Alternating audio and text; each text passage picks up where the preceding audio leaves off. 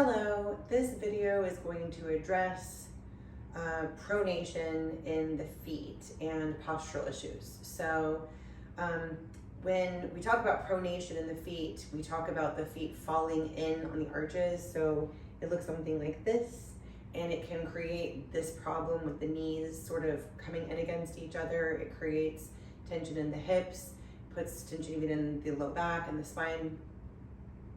So when we want to start strengthening this postural issue in order to find a lift in the arches, we begin by thinking about the four corners of the feet.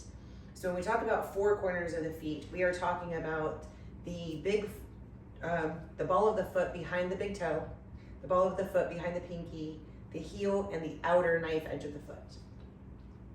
So we can lift the toes and actually spread them out so that we find those four corners of the feet. And when we do, and we sort of press into the outer knife edges of the feet and the pinkies, what we feel is that the arches sort of lift up. So there's 26 muscles in each foot. And a lot of times when we walk in shoes, we just sort of put our feet in boxes and the muscles become very weak.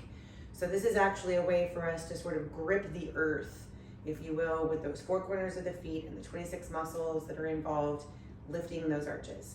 Now, when we do that, what we'll find is that the knees sort of externally rotate. They're actually coming into the right postural alignment. And what we'll see in the hips, if we look from the side, is that as we lift the toes and spread them out and lift the arches, it creates this little bit of a tuck under of the tailbone. And we can think about sort of knitting through the rib cage, so not allowing like the back to splay out, or I should say the rib cage to splay open. We want to think about sort of knitting that together and zippering up the abdomen, rolling the shoulders back and down, and sitting tall through the crown of the head. So there's a lot to think about there, and a lot to think about with retraining our body in the way that we are operating. But it's actually helpful to just walk around without shoes on some of the day, so that we can connect with those four corners, lifting the arches, and begin to build strength into the correct postural alignment.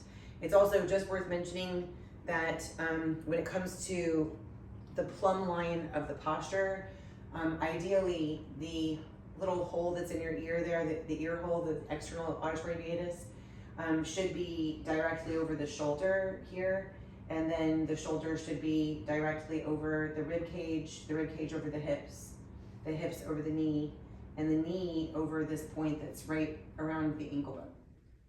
So that just gives you a lot to think about in the way that we stand, because we do tend to kind of take it easy a lot and come into all kinds of, little falling down postures. So lifting tall and thinking about those four corners, lifting the arches. Have fun practicing. Thanks, bye.